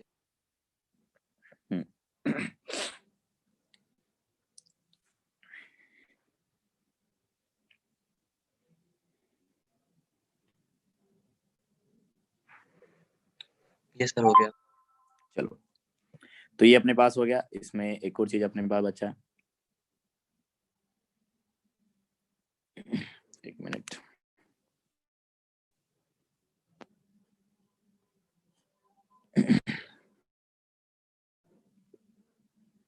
हाँ, तो इसमें ये हो गया अपने पास दो ऑक्सीडेशन स्टेट के साथ। अब अपने पास है कि मोर देन, क्या हो गया, कुछ बोलना है क्या? कि अपने पास क्या आ जाए, मोर देन 2 ऑक्सीडेशन, मतलब मोर देन 2 पॉजिटिव चार्ज आ जाए, 2 से ज्यादा ऑक्सीडेशन स्टेट्स में उनके नॉर्मल कंपाउंड मिलते हो। तो जैसे क्रोमियम की बात करें तो क्रोमियम +2 में भी उसके काफी कंपाउंड मिलते हैं, +3 में भी मिलते हैं, +6 में भी मिलते हैं। अच्छा, ये बात अपन ने ऑक्सीडेशन स्टेट पढ़ते टाइम भी की थी, पॉपुलर ऑक्सीडेशन स्टेट्स करके, कि किस किस ऑक्सीडेशन स्टेट्स में उनके मोस्ट ऑफ द कंपाउंड मिलते हैं। तो उन्हीं के बेसिस पे अपन बात कर रहे हैं। तो क्रोमियम के लिए +2 है, +3 है, +6 है। Mn के लिए +2, +4, +6, +7 मैंने वहां पे भी बताया था। तो इनकी अपन बात करते हैं, देखो किस तरीके से। तो ये अपने पास बी था, नेक्स्ट अपने पास चलो चाहो तेरी डाल दो सी की थर्ड क्लासिफिकेशन है अपने पास metal atoms with more than 2 positive charge, 3 हो गया, 4 हो गया, 5 हो गया, इस तरीके से। मतलब वो दो से ज्यादा ऑक्सीडेशन स्टेट्स में उनके कंपाउंड मिलते हैं। जैसे क्रोमियम के मैंने वहां पे भी बोला था कि क्रोमियम +2 में भी काफी सारे कंपाउंड बना लेता है, +3 भी उसकी कॉमन ऑक्सीडेशन स्टेट है, +6 भी उसका कॉमन है, मतलब पॉपुलर है। तो यहाँ पे अपन सिंपली ऐसे लिखेंगे, अगर अपने पास मान लो कि Cr+2 आयन है, क्रोमियम +2 ऑक्सीडेशन स्टेट में है, क्रोमियम +3 में है और क्रोमियम अपने पास +6 में है। तो यहाँ पे असोरिक तो यूज करेंगे नहीं। तो यहाँ पे सिंपली अपन लिखेंगे वही chromium second ion, chromium third ion, chromium 6 ion. तो वही रहेगा मेटल का नाम, ऑक्सीडेशन स्टेट रोमन नंबर में, पीछे आयन, क्योंकि यहाँ पे अलग अलग ऑक्सीडेशन स्टेट है तो नंबर मेंशन करना पड़ेगा कि किस ऑक्सीडेशन स्टेट में वो प्रेजेंट है। तो ये अपने पास हो जाएगा क्रोमियम सेकेंड आयन। ये थर्ड है तो अपने पास हो जाएगा क्रोमियम थर्ड आयन। ये 6 है तो जब भी 6 में रहेगा तो उसको लिखेंगे अपन क्रोमियम 6 आयन, इस तरीके से, ठीक है। तो इसमें तो कोई दिक्कत होनी नहीं चाहिए। ऐसे अगर अपन बात करें किसकी, Mn की, तो Mn जो है अपने पास +2 में हो सकता है, सर 6 आपने 4 लिखा है। +6 हो सकता है, +7 हो सकता है। चलो इसको सही कर लेते हैं। हाँ, तो ये है अपने पास कि Mn +2 में भी कंपाउंड बनाता है, मैग्नीज +6 में भी बना सकता है, +4 में भी बनाता है, +7 में भी बनाता है। ये सब उसकी पॉपुलर ऑक्सीडेशन स्टेट्स है। तो Mn+2 को अपन लिखेंगे मैग्नीज सेकेंड, ये खुद से लिख लेना। Mn+4 को लिखेंगे मैग्नीज 4, Mn+6 को मैग्नीज 6 और Mn+7 को मैग्नीज 7। इस तरीके से अपने पास इनका नाम आ जाएगा। तो यही था अपने पास। तो क्या हो सकता है, एक हो सकती है, 2 हो सकती है, या फिर 2 से ज्यादा हो सकती है। तो मेटल्स के लिए बात हो गई। एक और क्लासिफिकेशन अपने पास है तो उसको भी लिख लो लास्ट, कि कैटाइन्स, डी करके डाल देते उसको, कैटाइन्स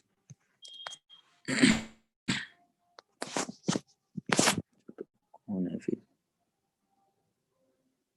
अच्छा हाँ। तो अगला क्लासिफिकेशन अपने पास क्या, कि कैटाइन्स कंटेनिंग नॉन मेटल्स, कि ऐसे कैटाइन्स जिनके पास क्या है, नॉन मेटल्स है। कैटाइन्स कंटेनिंग नॉन मेटल्स, कुछ नॉन मेटल्स के भी कैटाइन बनते हैं, जैसे तुम इससे तो फेमिलियर ही होंगे, NH4+, अमोनियम आयन। तो NH4+ कैसे बनता है, जो अमोनिया का मॉलिक्यूल होता है वो H+ एक्सेप्ट कर लेता है तो अपने पास बन जाता है NH4+। क्या मतलब हुआ कि NH3 अमोनिया है, अमोनिया मॉलिक्यूल जो है अगर ये H+ एक्सेप्ट कर ले तो ये अपने पास बना देता है क्या, NH4+। तो इस तरीके से अपने पास कुछ न्यूट्रल मॉलिक्यूल्स होते हैं, कुछ कोवेलेंट मॉलिक्यूल्स होते हैं, वो H+ एक्सेप्ट करके कैटाइन बना देते हैं। जैसे अमोनिया से बना क्या, NH4+, जिसको अपन बोलते हैं क्या, अमोनियम आयन। तो इस टाइप के भी कुछ कैटाइन्स आएंगे जिनकी भी अपन बात कर लेते हैं। जैसे पहला तो अपने पास क्या हो गया, अमोनियम आयन ही हो गया।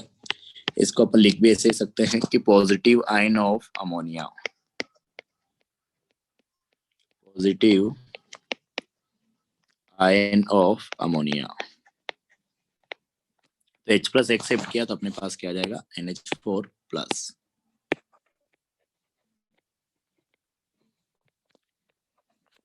तो ये अपने पास क्या है, NH4 प्लस, जो कि बना कैसे, NH3 ने एक H प्लस एक्सेप्ट किया तो NH4 प्लस बन गया। तो पीछे तुमको क्या लगाना, EM सफिक्स लगाना है। तो अमोनिया से अपने पास बन जाएगा अमोनियम, तो इसका नाम हो जाएगा अपने पास अमोनियम आयन। तो यहाँ पे लिखो तो कि suffix EM is used, suffix EM is used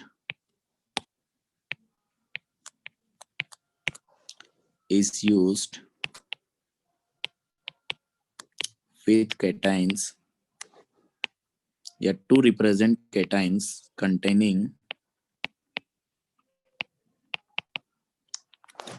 non-metals।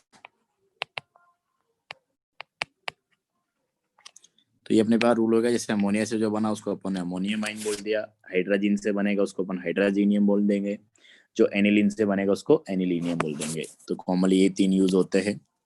तो अगला मैं लिख देता हूँ कि पॉजिटिव आयन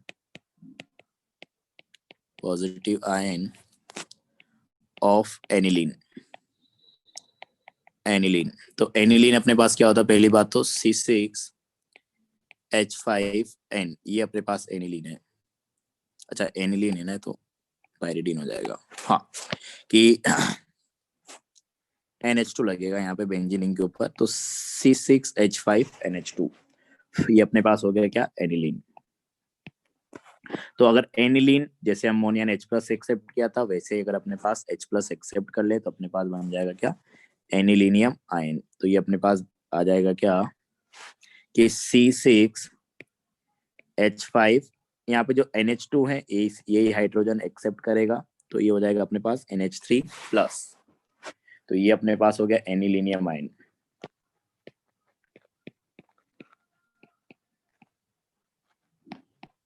इस तरीके से। तो बेसिकली हो क्या रहा है यहाँ पे, एनिलीन तुमने बनाया होगा ऑर्गेनिक में कि बेंजीन रिंग होती है। सर वेटिंग रूम में कोई है? हाँ, बेंजीन रिंग के ऊपर अपने पास क्या NH2 है।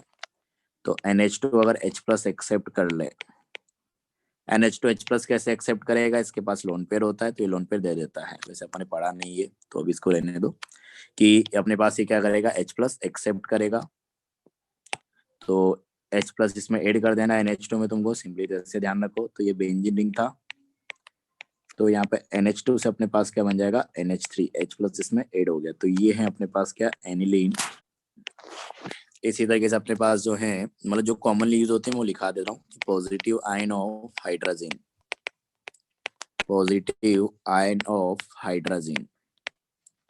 हाइड्रोजन क्या होता है, पहले इसकी बात करनी पड़ेगी। तो हाइड्रोजन अपने पास बोलते हैं किसको, N2H4 को। तो ये अपने पास हाइड्रोजन है।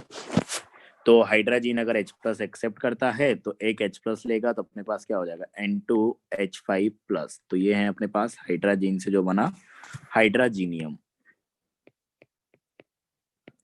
हाइड्रोजीनियम आयन। तो हाइड्रोजीनियम आयन इस तरीके से अपने पास आ जाएगा।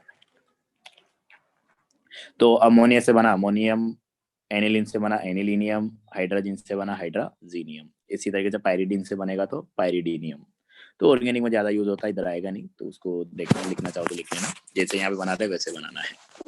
कि इसमें 2 आयन और आएंगे अपने पास, जो NO plus and NO2 plus. ये कहीं से बन नहीं रहे, इसी फॉर्म में एग्जिस्ट करता है, NO एंड NO2 प्लस। तो इनका नाम ऐसा कुछ है, ये तुम बोले एक तरीके से डायरेक्ट याद करने वाले हो गए। इसको अपन बोलते हैं नाइट्रोसोनियम, नाम भी सिमिलर दोनों का। इसको अपन बोलते हैं नाइट्रोनियम। तो NO प्लस को अपन बोल रहे हैं नाइट्रोसोनियम और NO2 प्लस को अपन बोल रहे हैं नाइट्रोनियम। तो डिफरेंस देखोगे तो बीच में बस यहाँ पे सो है NO में, नाइट्रोनियम और नाइट्रोसोनियम। तो थोड़ा कंफ्यूजिंग है, ध्यान रखना कि जो NO है उसमें अपने पास नाइट्रोसोनियम है वो। सर पुरानी वाली स्लाइड दिखा दीजिए। हाँ, ये कैटाइंस की बात होगी अपने पास।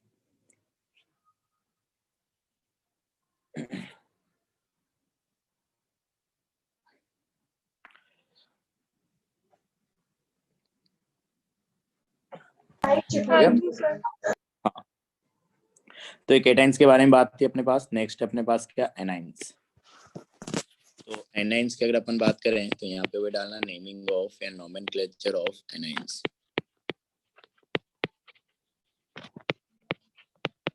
देखो इस चैप्टर का फायदा ये है कि अपन रिलेट करके सारों को एक साथ लिख ले रहे हैं, तो अपने को आगे कंफ्यूजन नहीं होगा। अगर मैं तुमको मान लो कि कहीं पे बोल दूं कि अपने पास क्या है, आयरन थर्ड ऑक्साइड है, तो ऑक्साइड तो तुमको पता ही होगा ऑक्सीजन 2- को बोलते हैं।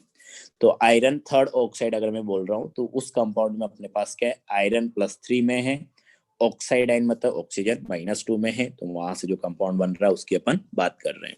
तो इस तरीके से तुम रिलेट करके कंपाउंड्स को प्रेडिक्ट कर पाओगे और कंफ्यूजन भी नहीं होगा। तो इस चैप्टर को पढ़ने का यही मतलब है, ये फायदा है। और यहाँ से अपने पास डायरेक्ट क्वेश्चन आते नहीं, क्योंकि ऐसे क्वेश्चन कभी नहीं पूछता है कि कंपाउंड के नाम तुमसे डायरेक्ट पूछ लिया जाए। वो कोई भी क्वेश्चन देगा, अगर मान लो कि उसको जानना ही होगा किसी कंपाउंड का नाम, तो तुमको 30 क्वेश्चन देने हैं उसको। जेईई मेंस वापस 30 क्वेश्चन आने लग गए, और तो अपने पास 30 क्वेश्चन देने हैं, तो जिस कंपाउंड के बारे में उसको जानना होगा, जिसका फॉर्मूला उसको जानना होगा कि तुमको आता है कि नहीं आता है, तो किसी क्वेश्चन में उस कंपाउंड से रिलेट करके बना देगा, कोई न्यूमेरिकल में उस कंपाउंड को यूज कर लेगा और उस कंपाउंड का नाम लिख देगा, फॉर्मूला तुमको तब भी आना चाहिए।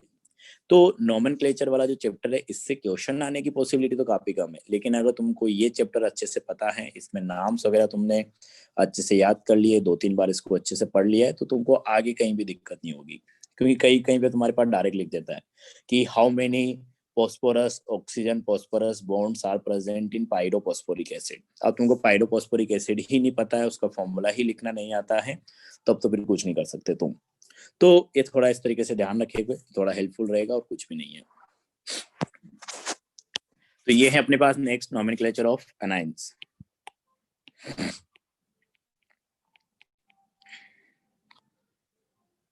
तो एनाइंस की अगर अपन बात करें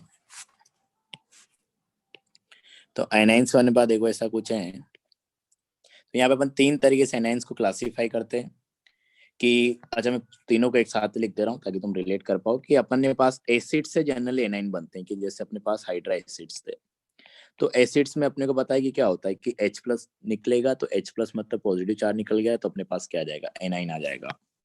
जैसे मान लो कि यहाँ पे क्या अपने पास HCl है, एक एग्जाम्पल अपन ले लें। तो HCl में अपने पास जो एसिडिक हाइड्रोजन है, एक हाइड्रोजन है, अगर मैं इसको निकाल दूं तो अपने पास क्या बनेगा, H+ चला गया तो यहाँ पे Cl- बनेगा।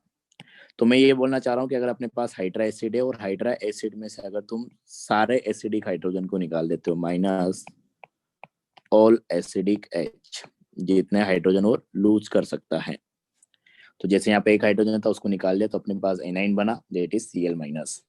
तो जो एनाइन बनता उसका पीछे अपन आइड सफिक्स यूज करते हैं, IDE।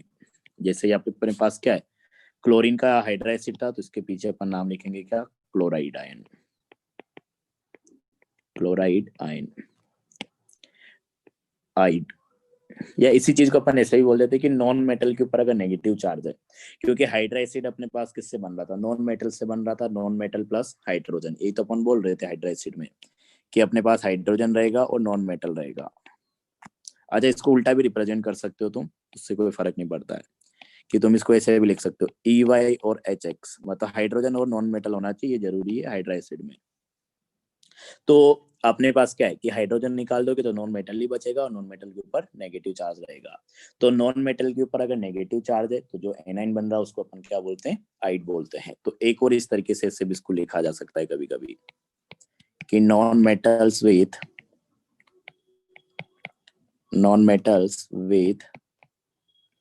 नेगेटिव चार्ज, तो पीछे अपन क्या यूज करते हैं, आइड सफिक्स यूज करते हैं उसका नाम लिखने के लिए।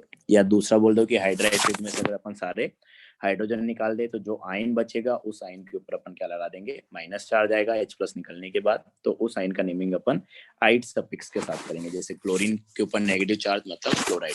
तो ज्यादा आसान होता है कि तुम इस तरीके से इसको याद रखो कि नॉन मेटल के ऊपर नेगेटिव चार्ज, तो क्लोरीन के ऊपर नेगेटिव चार्ज मतलब क्लोराइड, फ्लोरीन के ऊपर फ्लोराइड, ऑक्सीजन के ऊपर ऑक्साइड, नाइट्रोजन के ऊपर नाइट्राइड। वो कितना चार्ज आएगा वो याद करना पड़ेगा। अगेन नाइट्रोजन पे -3 आता है, ऑक्सीजन पे -2 आता है, क्लोरीन पे -1 आता है, कार्बन हुआ तो उसको अपन बोलेंगे कार्बाइड, तो कार्बन पे -4 आएगा, हाइड्रोजन हुआ तो उसको अपन बोलेंगे हाइड्राइड, हाइड्रोजन पे आता है क्या, -1। तो इस तरीके से अपन नाम देते हैं। तो ये वाला सेकंड वाला पॉइंट ज्यादा इजीली याद हो जाता है इसके साथ, तो ये तुम ध्यान रख लो। तो इसमें अपन लिख रहे हैं कि हाइड्रा एसिड्स के लिए ही पहले बात कर रहे हैं कि अगर हाइड्रा एसिड से जो आयनाइन बन रहे हैं या नॉन मेटल के ऊपर अपने पास नेगेटिव चार्ज आ जाए उसको ज्यादा अच्छा होता है, ऐसा बोला जाए। तो उनका नाम अपन क्या करते हैं, विथ आइड सफिक्स। तो यहाँ पे ये हो गया अपने पास कि आइड अपने को यूज करना है। तो जैसे मैंने बोला कि अपने पास मान लो कि हेलोजन है X माइनस, तो यहाँ पे फ्लोरीन हो सकता है F माइनस, क्लोरीन हो सकता है Cl माइनस, ब्रोमीन हो सकता है Br माइनस, आयोडीन हो सकता है I माइनस। तो पीछे अपन इस पे लगा देंगे आइड। तो हेलोजन मतलब हेलाइड, तो क्लोरीन है तो क्लोराइड, ब्रोमीन है तो ब्रोमाइड, आयोडीन है तो आयोडाइड, इस तरीके से।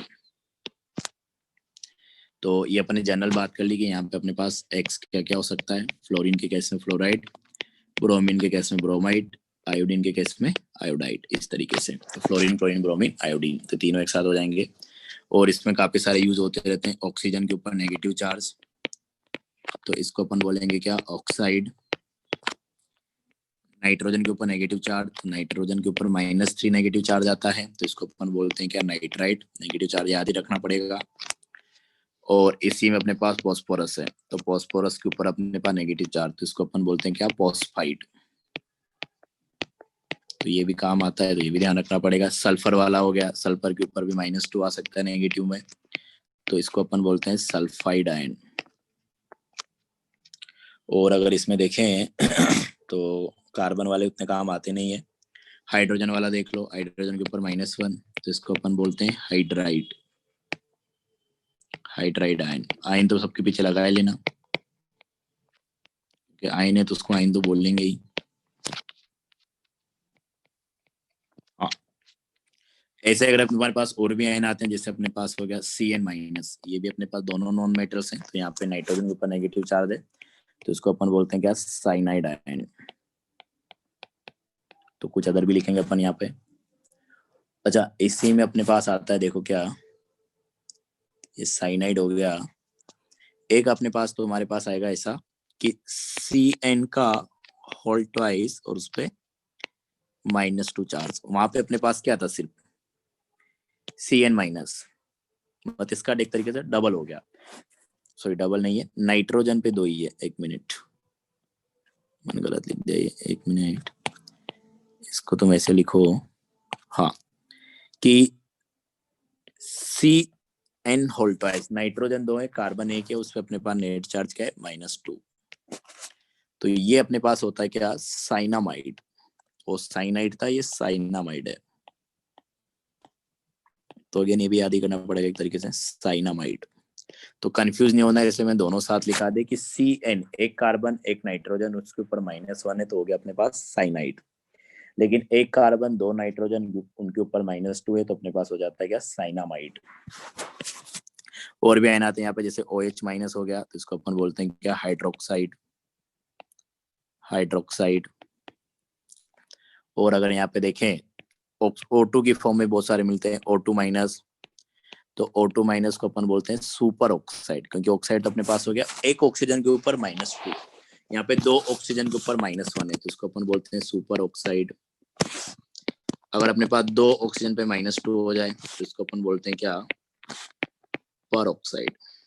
तो ऑक्साइड हो गया अपने पास ऑक्सीजन के ऊपर -2, सुपर ऑक्साइड हो गया अपने पास 2 ऑक्सीजन के ऊपर -1, पर ऑक्साइड हो गया अपने पास 2 ऑक्सीजन के ऊपर -2। तो ये अपने पास सुपर ऑक्साइड, पर ऑक्साइड, ये सब कॉमनली आते रहते हैं। और जैसे अपन देखें कि O3- ऐसा भी एक आयन मिलता है अपने को, जिसको अपन बोलते हैं क्या, ओजोनाइड। ओजोन से रिलेट कर सकते हो, ओजोनाइड आयन। यहाँ पे भी नॉन मेटल्स के ऊपर ही नेगेटिव चार्ज है, तो ओजोनाइड आयंस। एक तो अपन ने आज ही देखा था I3- कि 3 आयोडीन के ऊपर -1, तो इसको अपन बोलते थे क्या, try iodide. Iodide ion, try iodide ion. और अपने पास N3-, ये भी अपन ने देखा था, अजाइड आयन। अपन नहीं देखा अजाइड आयन, इसको भी ध्यान रखना, अजाइड आयन। तो ये डिफरेंस पता है क्या, यहाँ पे 3 नाइट्रोजन के ऊपर, 1 मिनट,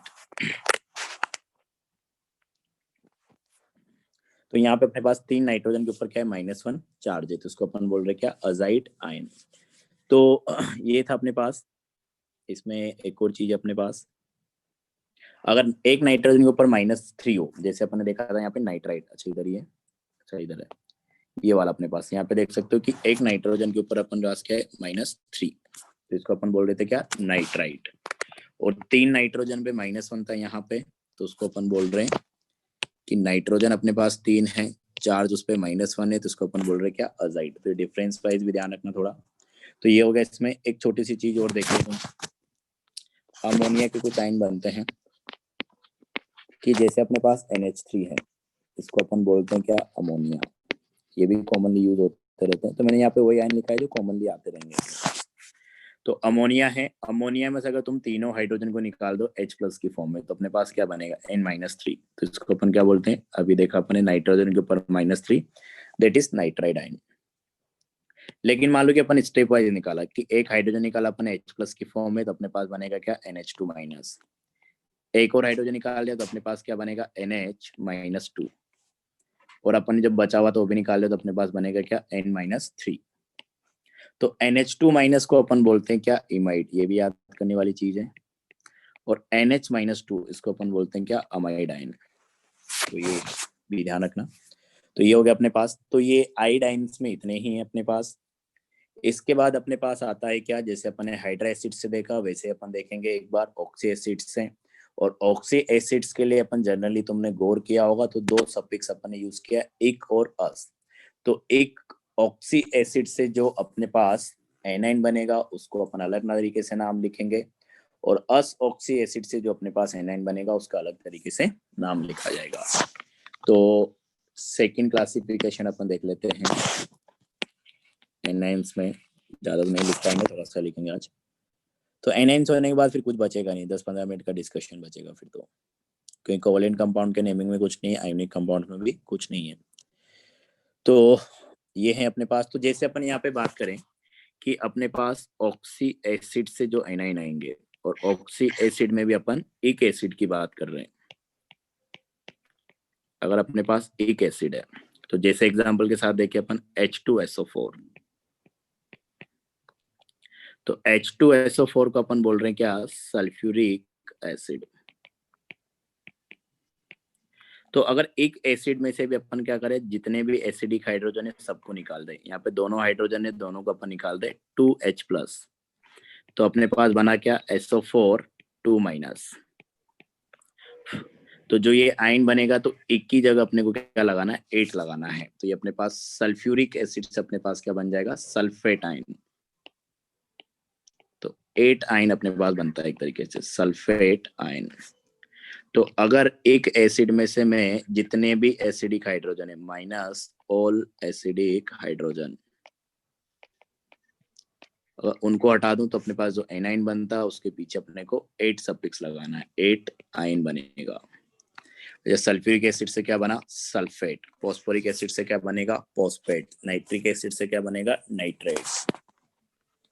कि जैसे अपने पास सल्फ्यूरिक एसिड हो गया, अपने पास क्या है, फॉस्फेट आयन है, दैट इज PO4 3-। तो फॉस्फेट आयन अपने पास कहाँ से बना होगा, फॉस्फोरिक एसिड में से सारे हाइड्रोजन निकालने के लिए। सोचने का तरीका भी तुम्हारे पास यही होना चाहिए कि अगर तुमको कोई बोल दे फॉस्फेट आयन, तो फॉस्फेट आयन मतलब पीछे 8 लगा रखा है, तो एक एसिड से बना होगा, that is phosphoric acid. Phosphoric acid अपने पास क्या होता है, H3PO4। तो H3PO4 में से तीनों हाइड्रोजन को अगर अपन हटा दें, तो अपने पास बनेगा क्या, PO4 3-। जो PO4 3- है, अपने पास क्या हो गया, फॉस्फेट आयन।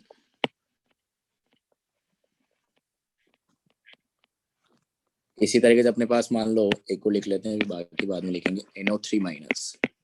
तो ये अपने पास क्या है, नाइट्रिक एसिड से बना है। अगर तुमसे कोई बोल दे कि नाइट्रेट आयन क्या होता है, तो नाइट्रेट पीछे 8 लगा रखा है, तो 8 की जगह 1 लगा के देखो, तो तुम्हारे पास बनेगा क्या, नाइट्रिक। तो नाइट्रिक मतलब नाइट्रिक एसिड का बात हो रहा है। नाइट्रिक एसिड अपने पास क्या होता है, HNO3। तो वहां पे एक ही हाइड्रोजन है, अगर उस हाइड्रोजन को निकाल दोगे H+ की फॉर्म में, तो अपने पास आएगा NO3- आयन। मतलब NO3- आयन अपने पास क्या होता है, नाइट्रेट आयन होता है। तो ये तुम्हारा सोचने का तरीका होना चाहिए। तो ये अपने पास आ गया क्या, नाइट्रेट आयन। इस तरीके से अपन और भी लिखेंगे, वो अगली क्लास में कंटिन्यू करेंगे।